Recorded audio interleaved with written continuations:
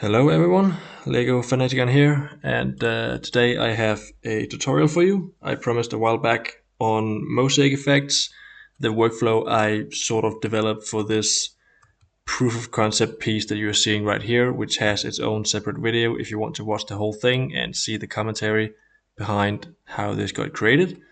But the workflow I made at that point was sort of go with the flow, see what happens, try some things out. I haven't done this type of thing before, and I haven't seen any video on the internet dealing with mosaic creations of this nature.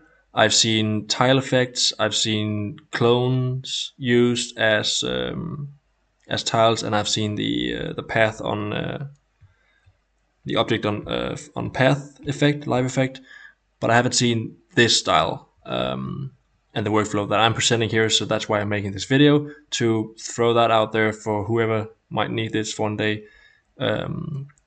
So here we are.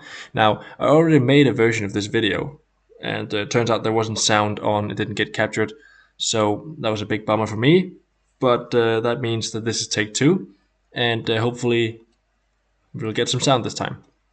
So I did cheat a little bit in advance for the last video, and I've kept some of the assets on hand so I don't remake those from scratch. So nonetheless, I will go through everything here as I originally intended.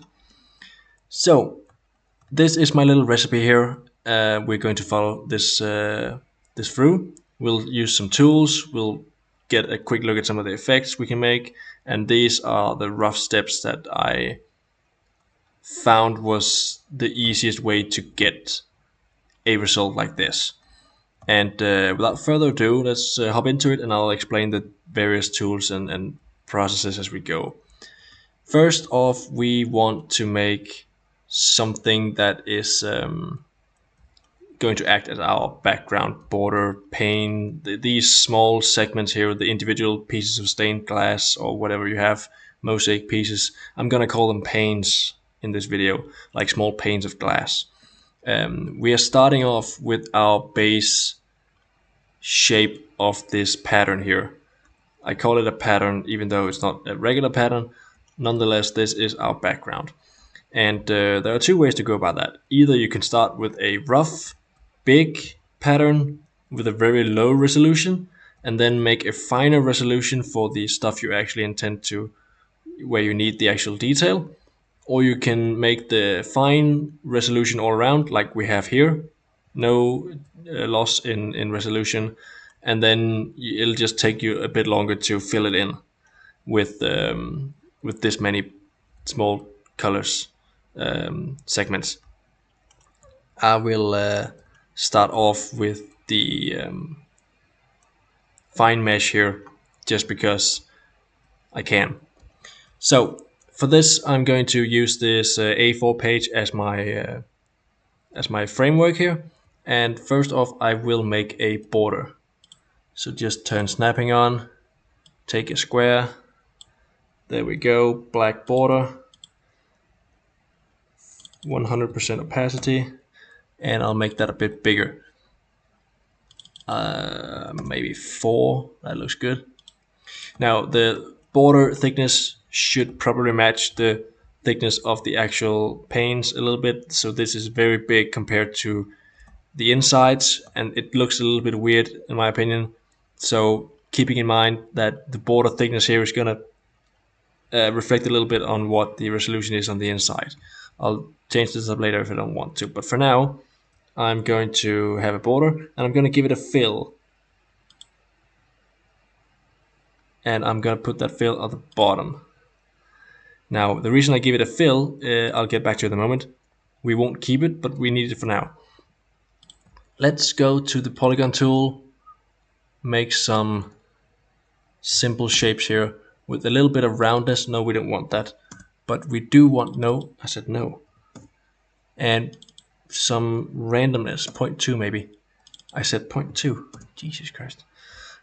A little test here. We'll make that white. That looks pretty good. Now, for the resolution I'm looking for, I'm going to need a little smaller than that. So maybe like this, and now the border is getting pretty big, so maybe 0.2. Yeah, that looks good. And I'll just make a couple of more random shapes. 5 stars, maybe go 7 on that. Another 7. And maybe one that's 6. Something like this. Now we have some base shapes to work with. And these are going to be copied onto this whole thing and fill it up completely. Now, the way we go about this is using the bucket tool. And the color choices here will matter. And I'll get back to why and how. But for now, I have a colored background and I have a white fill and stroke here. And that's going to give me what I need. So I'm going to select all of these. And I am going to go to my spray tool right here. And let's look at the settings here. We're using the initial copies. So these are everything pasted here will be individual objects, no big group of objects or anything. Individual objects, all of them. I will have my spray area defined 20, the amount 30. Rotation and scale and scatter will be the randomizing factors here that help me put these where I need them to be. Now, I've covered the entire A4 template. All of the gray area around here on the canvas is blank, empty, completely transparent areas. This matters because right now I've set my tool up so that you can see the eyeball here. Apply over no transparent area is activated. Apply over transparent areas is not activated. So I can't spray stuff out here. It won't let me. That means I will confine my spraying to the inside of this square, which is what I want. So without further ado, let me just speed up this process and fill up this area. And I'll get back to you when I'm done.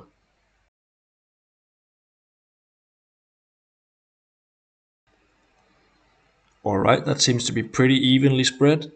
Now, I'm not too concerned about the small holes poking through the background you can see there, because in and of itself, these will just become more tiles in the mosaic pattern. So these just work as their own small areas without needing to be filled in. That's not a problem at this stage.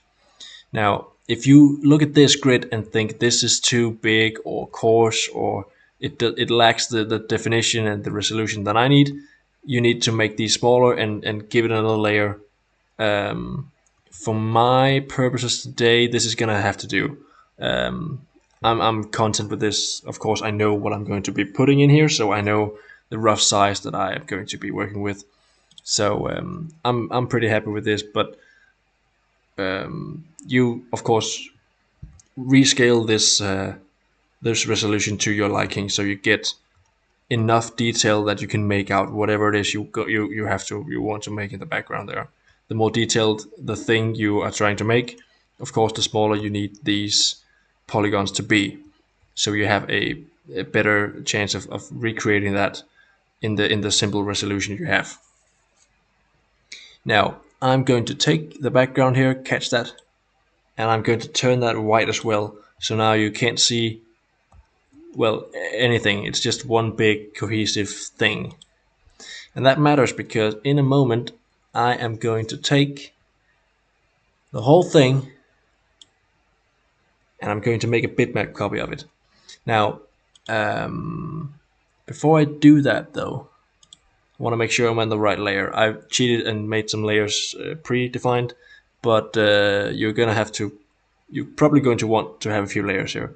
This is the fine window, that's what I call this, the fine resolution. That looks good. Let us make a bitmap copy. I'm going to select the whole thing, then I'm going to go to edit and make a bitmap copy. Now it does exactly what it says it does. On top here I now have an image containing whatever it is I had a show off. Now this image in and of itself isn't very impressive, it's just a pixelated image, but what I can do with images is I can right click and go to the trace bitmap tool. And this is what we want, because now default it's black and white. It's going to search for the threshold, and voila, would you look at that? Nice black and white image. It's going to give you a nice black and white trace. So if I apply this, it's going to make a vectorized version of that where all of the things are sticking together, and this is now one cohesive pattern. That was the quickest and easiest way I could think of to get this dense pattern without having to deal with strokes, basically. So having this now, I'm going to move it out of the way temporarily, and then I'm going to take all of my base patterns, all of these elements. Now, you might want to take a copy of these and save it for later. You might need to have the backup ready. For now, I know I'm not going to need them anymore, so I'm going to delete them. However, I am going to need the border I made. So I'm going to take that border. I'm going to delete the image actually. Then get that rectangle. I'm going to move that to the top. Then I'm going to move that out of the way. And the rest of the elements here, I'm going to delete them. Now, again, you might want to have a copy of these on hand, but I know for a fact that I don't need them. So go away. There we are. I still have my base elements here if I need for some reason later. But for now, I'm going to take my border back, using the arrow keys, control, to move them in set amounts. Move that back into place. Put this one back in. And then I'm only going to keep whatever is shared between these. So I don't want all this sticking out. So before I do that, I take a backup of this border just in case. Move that to the side. Then I'm going to select both of these and use the intersection. Now this is what I'm left with. I just have my border. Sorry, I just have my pattern, no border. Then I'm going to take a backup of this, get that back in there, put that on top, and then I'm going to remove the fill. This is now my framework. I have the frame as its own thing. I can color that. Sorry, I can give the border a color if I need to later, but I still have the border and I have my fill in the middle, which is no fill at all. It's just one cohesive stroke, and then I have these empty areas, which we'll get to in a second. Moving on, I'm going to take these and put them into the layer I pre-made called assets. I don't need them right now. Away with you. There we are. And we have our clean, cut, and dry window. Go away. There we are. So this is the fine window now. We've made that. Let's talk about what we're actually going to make. I did a little shape. I made a simple shape beforehand. Ta-da! This is just a few basic shapes of some squares and circles where the nodes are manipulated a little bit. But there we are. Together this makes a fine little hourglass. I'm just going to unify the whole thing, starting off with the actual glass. 5 elements to union. And then I'm going to, actually I might just keep this way so I have 2 different colors. That might help actually. So take this, I'll make them opaque, there we go. And then I'm going to move that, or a copy of that at least, never know. Take a copy of that and move it into my framework here. Now I put this below the actual mesh here so that I can peek through and see sort of where the hourglass colors line up with the different tiles. That's what we're going to work with here. So I'm going to look at the resolution now and be like, is this resolution sufficient to show people the thing that I'm trying to make here? And my answer in this case is yeah. I mean, it's a pretty basic shape I have here. It's not rocket science. There's not a lot of detail, the same way I have a lot of detail over here, where certain shapes really need to be visible throughout. This is a pretty simple shape, and the resolution I have is good enough for that. Now, let's actually go and make this thing. I'm going to lock that layer so I don't accidentally mess with it. I'm also going to lock the fine mesh because I don't want to mess with the pattern here. What we're going to do now is we're going to trace on top of this. So I will actually start by taking the base shape here, making that pretty, hold up. Oh yeah, okay, so it was already, so 40% transparency, so it's pretty transparent, that's fine, it's fine. Let us go with the fine colored paints. So this layer that I just unlocked right now is going to be the layer where all our shapes are traced. So these are the fine detailed mosaic paints we're looking at here. We just want them transferred over to this this pattern here. And the way we do that is with the bucket tool. It's a pretty simple tool, but it's perfect for something like this. We take the bucket tool and we have some controls up here for how it behaves. So we can take a little test piece here. Let's take this as an example, make that red. If I just click here, you'll see it adds both a border and a fill, and it's 40% opaque. We don't want that. 100% no stroke. We just need to fill out this area. We don't need additional strokes or edges. So now this seems to behave as I would expect. And pay attention to how much it takes up, like physically, how much space it actually takes up. If it doesn't go out to all the corners, if it leaves small areas unfilled, that would be some of these controls up here. How the gaps are, how big the gaps need to be before they close, how much it shrinks or grows. That's going to determine how good your bucket tool will be at filling out thin areas, like something like that. Or maybe, let's see if we can find a tricky one. Maybe this. You can see it didn't quite go up all the way.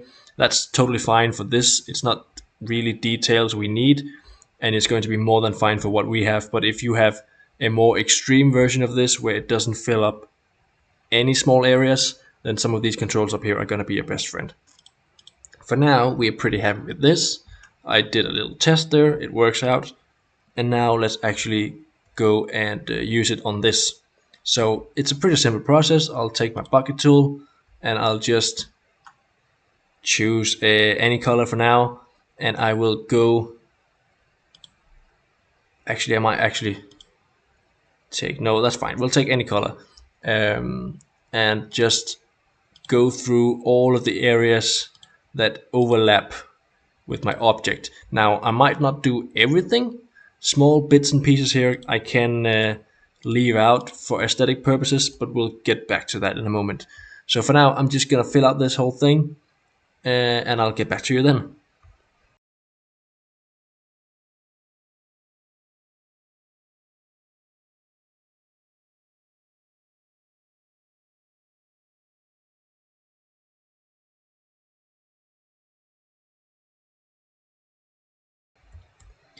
All right, we're back. I just filled in the major areas, and in a moment we'll see how that impacts the final product. But notice first of all that I used a few different shades throughout, and I'm going to turn these into distinct shapes, or sorry, colors of the final product. So I have a few different shades of some color up here, two different shades down here, and so on and so forth. That's just to help to make me get the right colors later on. So I've made the whole thing, and we can take a quick peek at this if we have things on different layers.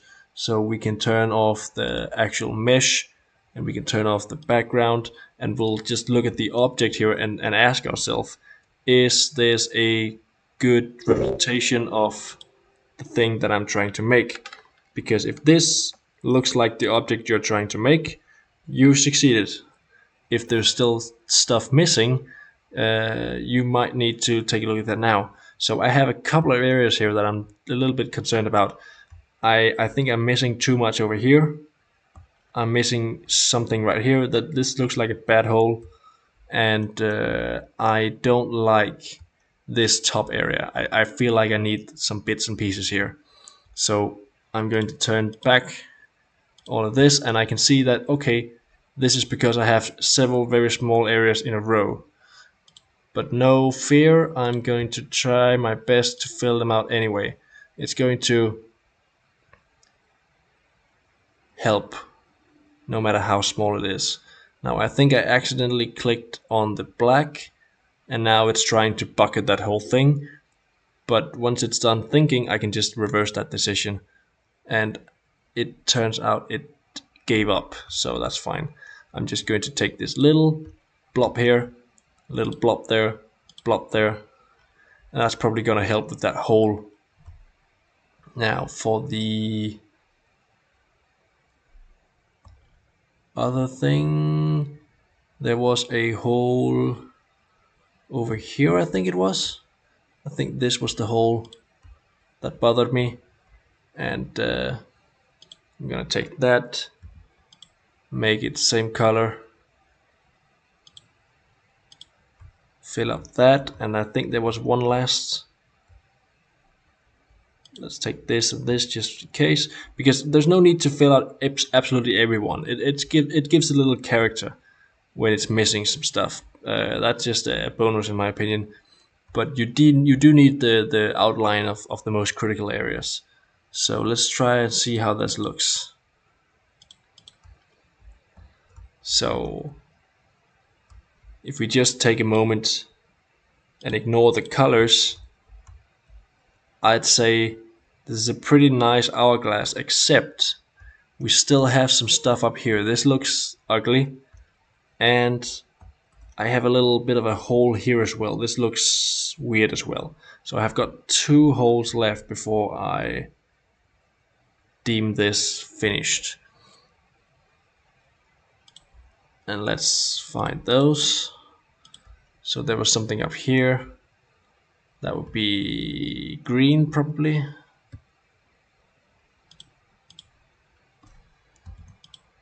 There we go. And we had something. Where was it?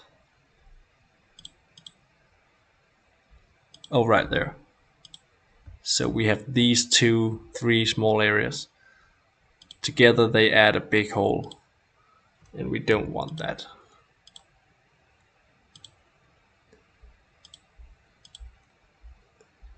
Oops, misclicked again.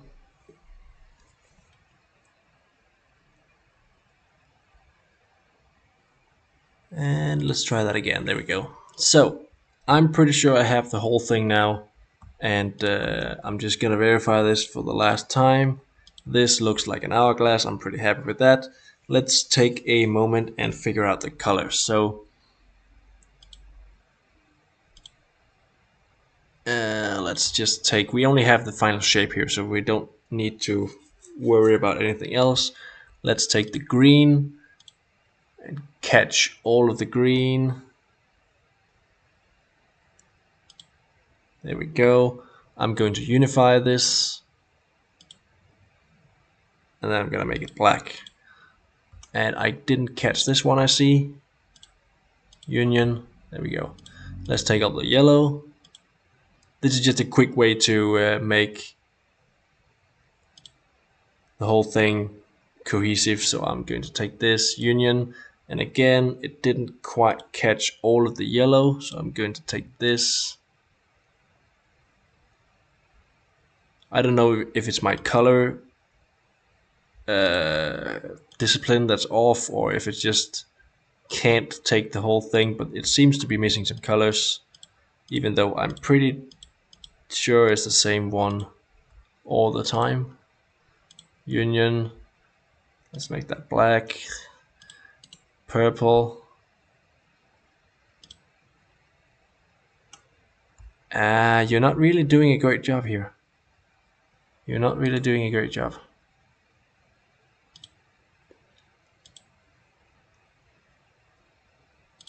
Union, there we go. Okay, so far so good. Maybe it's the stroke that messes it up. Fill color, please. Yes, thank you. Union, black, and then we go there. Take that. Color, objects, union, and let's make that yellow. So that looks pretty good. We have all our colors now. So let's actually make the thing. I want this to be light. So let's take a light shade of blue. This wants to be slightly darker and slightly darker again. Something like that. We'll take this, make that a little bit lighter, something like this, and then we'll make this a little bit darker again. I don't know how I feel about that. Maybe this darker and then these a bit lighter.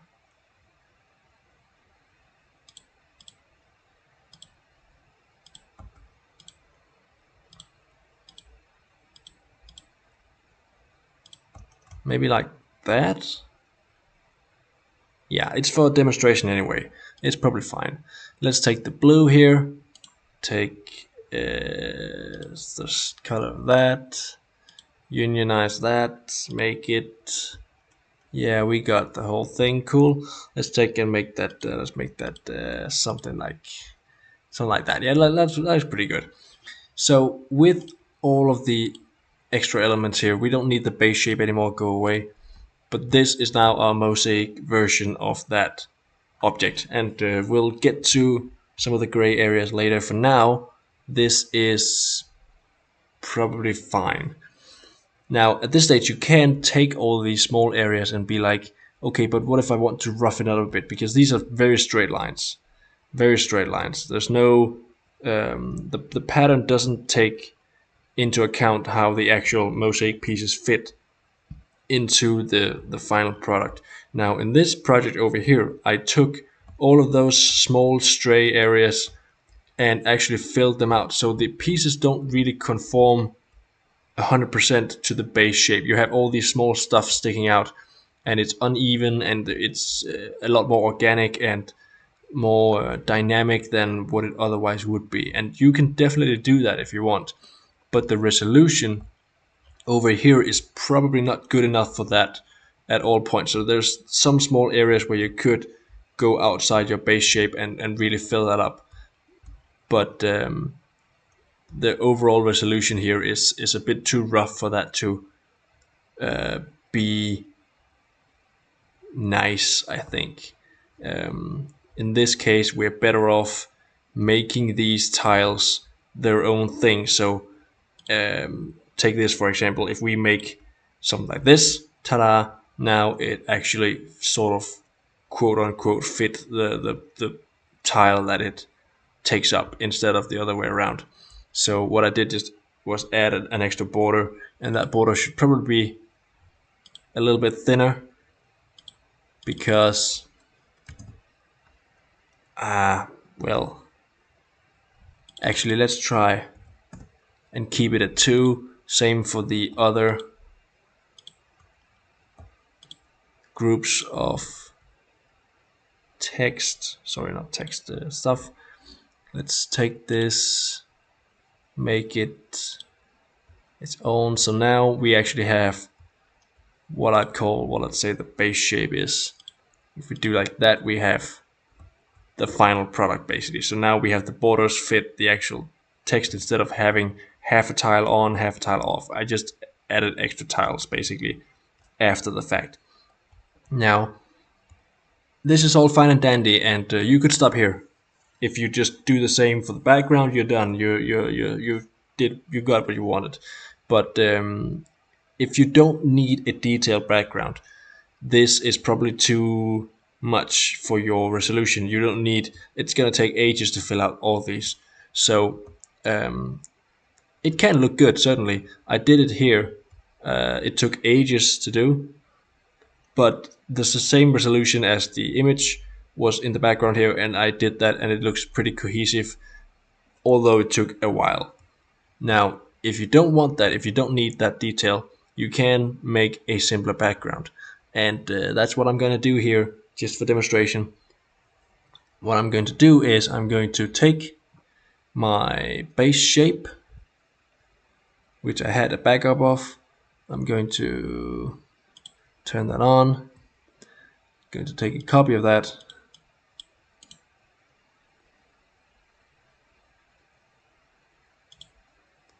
And I'm going to put that into the course window, which I happen to have pre-made. Move to layer, course. There we go. Base shape, go away. Don't need you. And I'm going to need a copy of the border as well. So let's take the fine window, the actual border of my whole framework. I'm going to need a copy of that. What I'm essentially going to do is I'm going to make a new mesh, but rougher, and taking into account the object that I want to shine through. So I'm going to take a copy of this and move that to the coarse layer as well. There we go. Now we don't need this, and we don't need the fine color. We just want to work with these. So I have now a copy of the border. Please, yes, thank you. And I have a copy of the object that I'm going to make. Same process as before. We're going to make a mesh, which means I'm going to need to give this a color so that we can spray onto something that's non-transparent. And I've actually already made a few shapes earlier for the last set of this video, but let's make them again just to be consistent. I'm going to take my polygons, something like that, make it white, give it a bit of bigger fill. Let's make that 4, just to really mess with this, because it'll match the background, it'll match the border. That's probably nice. So let's take something like that, something like that. Let's actually make it even more random.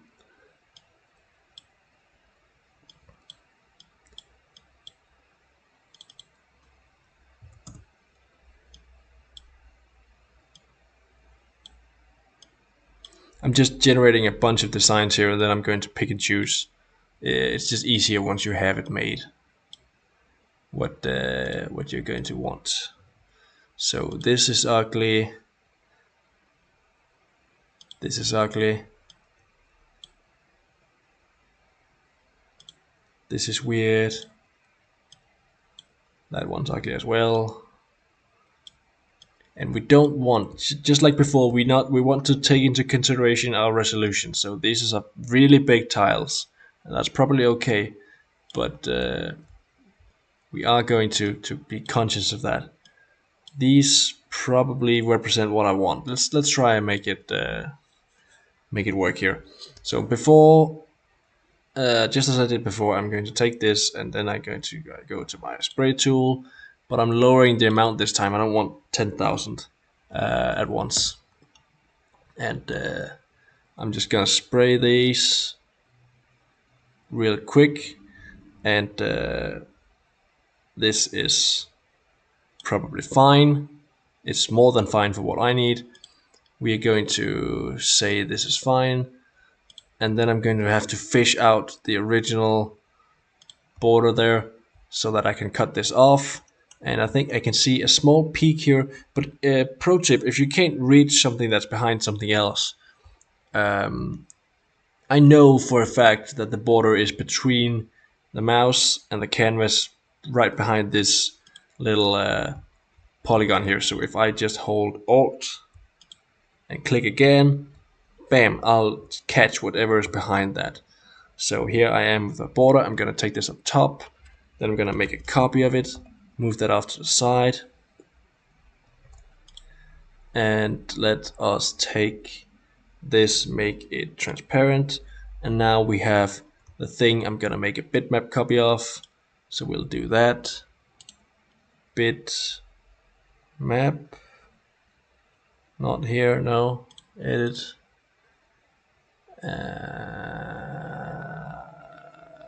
where is that? Bitmap copy there. And then let us take that bitmap copy and trace it. Quick trace like that, that's cool. We now have a vector image. We'll take that, move that off to the side. Don't need any of this anymore. Get rid of that, although you may probably want to have a copy in your case, just to be sure. Then I'll take a copy of this, move it back into place. Same with the actual mesh. And now I just want to keep the things they have in common, cutting off the outside bits. There we are. We now have a mesh, and if I include this empty border, then we have the border and the original mesh. Now, strictly speaking, I don't need the border for this because I already have the border on the fine mesh, but just for good measure. This is the actual fine grid, but it's not totally done yet because I still want to cut out, so to speak, my actual hourglass. So if I just put this mesh on top of the other mesh, I'll lose my object. That's not what I want. So I'm going to take this, I'm going to unify the whole thing. I'm going to take this into my grid here, and I want to make sure that it actually sits in the same spot as my other hourglass, otherwise it's not going to work. So let me just quick check that the fine colored paints are in the same spot.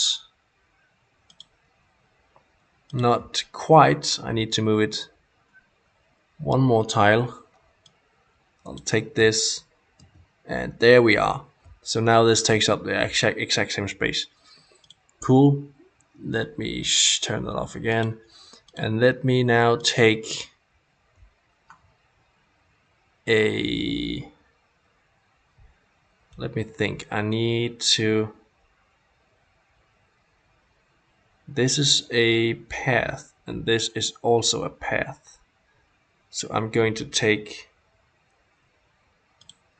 the border here, make that 4, same as the rest. And then I need to add that together. So I actually forgot to add this before I made the bitmap trace. That would make my life easier anyways. So let's try and see if we can do that now. I'm just thinking aloud here. If I take a copy of this, just in case, make a copy of this off to the side with the border on, let me just take this and make the difference. That is definitely not what I wanted.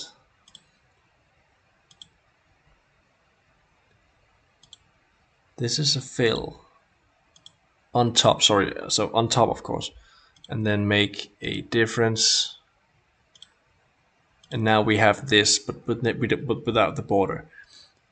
Just fun fact, if we take the fine, is that going to fill it in? No. So we still need the border here. Remove the border. Put that in place to fill out what we just took. And then I'm actually going to stroke to path and then unify the two. So that gives me the same end result. I could have taken this chunk out before I did the trace bitmap and the bitmap copy part, but the end result is the same. And I have a cutout where the fine grid is going to shine through, and I'll have my cake and eat it too, essentially. So if we take this fine window back, you'll see a problem actually, because I still have it on top, but that's going to go away once I color it in, so I'm not too concerned about that. But there we have the fine in the middle. That's what we want. So let's turn off the fine window for now, and let us focus mostly on filling in the coarse grid, the actual mosaic pattern around the background. And we'll do that in the exact same way we did before. We'll just use the bucket tool. And I don't have any plans about colors here, so we'll maybe do some, I don't know, let's take a mild purple. I think that'll look good. And I'll get back once I'm done with that.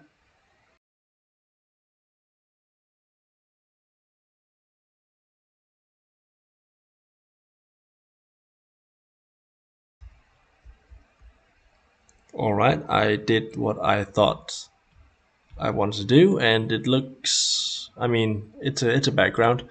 Um, for now, I'm pretty okay about it. Now, at this stage, you might think to yourself, oh wait, what about all the holes that I've done so far? I have holes in the background, I have a lot of holes in the center. There are two ways out of this.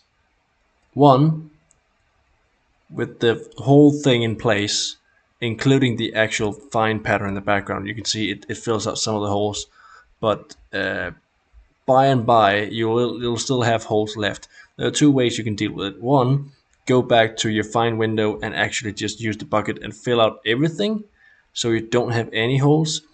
Or method number two is to take the base shape and actually integrate that into your project as well. So you take the base shape in the background there and actually give it an appropriate color, and that would act as the remaining missing shots. In this case, let's actually do that and say that the base shape is some neutral color of I'm taking the whole layer and making that opaque. So there we are, and let's take this and make it a base color of blue, something like this maybe. I don't want it confused with any of the actual colors. It's a very light blue, but it's blue. And the same for the red. I'm going to make that a darker shade of that. That makes sense. And of course, going to take these and actually also give them the appropriate strokes so that the whole thing matches. Background. There we are. So something like this. Now all of the structured elements are in place and nothing is transparent anymore. If that's the quick way out, or you can do some other things. Let's actually take a quick look at the status. So this is the final project. You could absolutely stop here, and we followed most of the different. Sorry, just a moment. I want these to go away into my asset layer. I don't need them right now. Assets go away. So we've done pretty much what we wanted to do. We took a bunch of polygons, random polygons, made that into a mesh according to the resolution we needed. We made a bitmap, traced that bitmap. We made our shape below and traced that up on with the bucket tool, and we made a coarser grid for the background. In this case, you could also probably do it the other way around. Take a coarse grid and then make a fine grip, fine mesh only for the thing you want, and then punch that out. It could probably go either way. No problem there. It's just this is the way I did it. We talked about the polygons, bitmaps, tracing of those, the bucket tool, and filters is what we are touching on just for the last couple of minutes here. It's been a long video already, but I just want to touch on some of the extra effects you see here, because it's not just colors. There's some blurring going on, there's some noise here in the background, really adds some extra dimension or detail to the thing so it doesn't look as flat. This looks pretty flat, and that would be fine if this was colored rocks or some glossy paint you have in some floor designs maybe. But if this is a stained window, say, then this is probably not going to be very convincing right now. It's just too flat. So you have some noise you can add, and you also have some almost glowy effects. Like this is, it almost looks like it shines, right? It gives off this idea that maybe there's sunlight on the other side of this window, and it diffuses the whole thing a little bit, makes it a little bit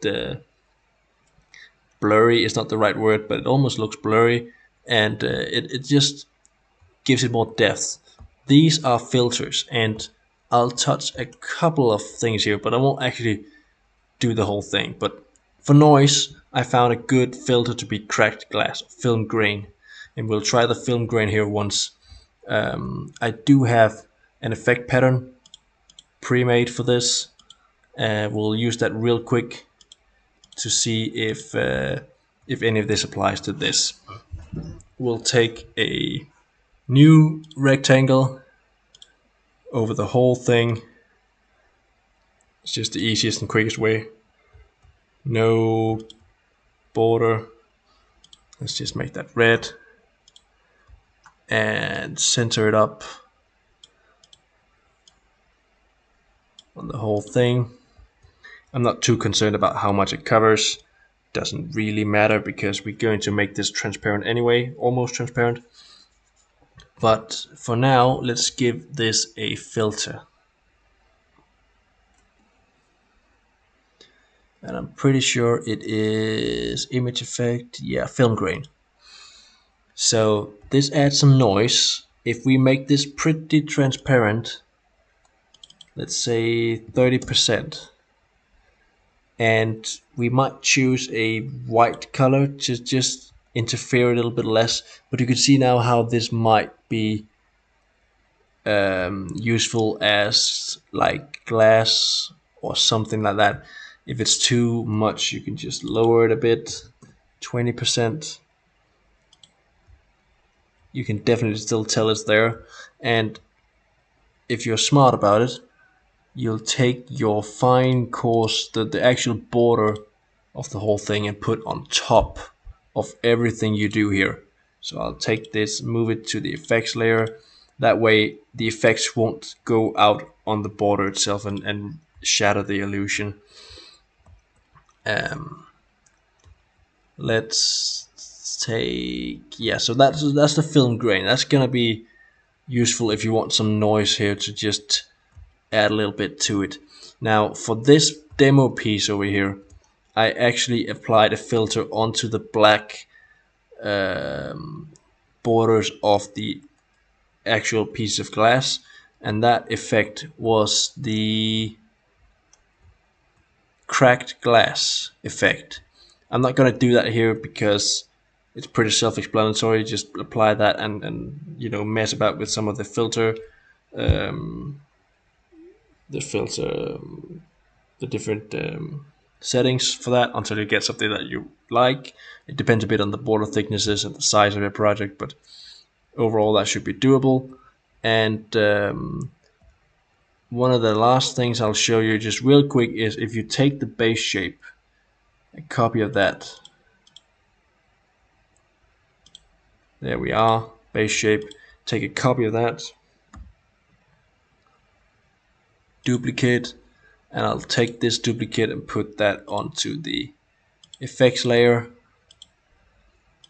Now the reason I did that was because I'll then take this, blur it without the borders, give that a blur,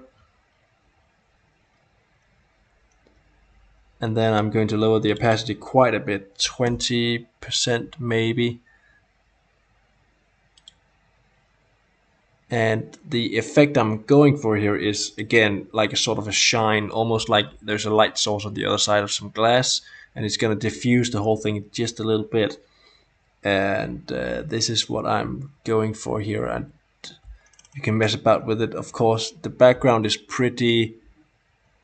some pretty bold colors at the background, so it's not quite going to shine through without adding some transparency in the background in select places. But overall this is probably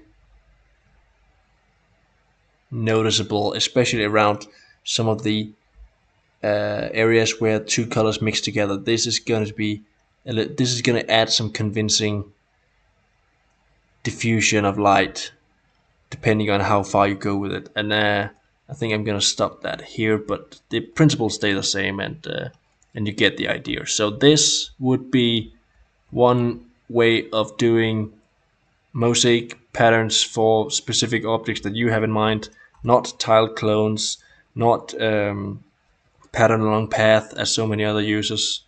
This would be completely up to you, and it takes some time to fill out these, but depending on how many different nuances you want and how many different areas you cover, it can be pretty nice in the end. So I had 5 different regions here. It could be more if I want more granular design. It could be just 2 colors or maybe just 1 color if I didn't care for depth at all, and that would be up to me how many different areas that I want of my design. And you're totally free to do that as well. Now, little side note here, this is the one I originally made. A little bit of a different grid, a different approach to the background, and some really rough background tiles. Too rough in hindsight, but that's what I did the first time around. And you can see a similar approach here. We have some subtle blurs, especially around the border here. You can just see how it diffuses out slightly and the color mixes together in there. You have some light source in there shining out through. And again, you have some noise in the background here to just sort of give it some depth and give it some detail so it looks like it's flat. So this is another design, I guess. You have 2 colors here, just 2 colors, and then a third for the edges. And I think this is what I want to show you. 3 different approaches, or at least 3 different iterations of the same idea. And this workflow here is not perfect, but it works for me, and I'm sure anyone else out there who has different opinions could refine this a little bit further and get some really good results out of that. So this is what I wanted to show you. This is what I had. This is what I did, and this is what I'm probably going to do a few more times in the future once I get to the sequel, I guess, of this project. Same style, different text, and I will get back to that at one day. But for now, this is what I had to tell. This is what I had to show. I'm glad if you could use this for anything in the future, and I will maybe see you another day. Bye.